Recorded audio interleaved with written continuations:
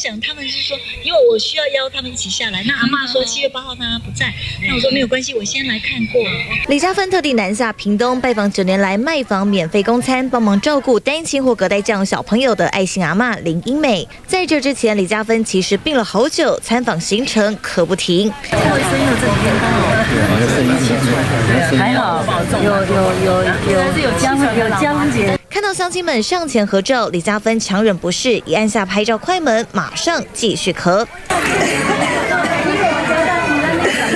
可能真的太不舒服了，赶紧喝杯温热水润润口，一杯接一杯。这一咳就咳了1个多月，也因此距离上一次公开露面是在6月22号的台中造势，感动到拿来擦眼泪的手帕，其实原本是咳嗽捂嘴用。咳嗽，因为咳嗽时间太长，大概咳嗽差不多有2-3个礼拜了，而且咳得很深，所以他现在在静养。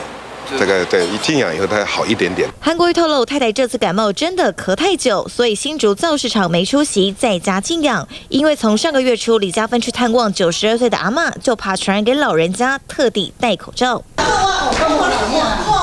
我口罩挂起来，因为我感冒，我惊来传染。我早上我今天就发烧。17号到五甲龙成宫跟民众开讲，声音同样沙哑，当时还有韩粉热情送上偏方。这妈妈用啦，那个蒜头啦吼，姜啦，还有柠檬啦。为了扮演好韩国瑜的贤内助，也因此李嘉芬下定决心减少露面，先让感冒复原再说。记者综合报道。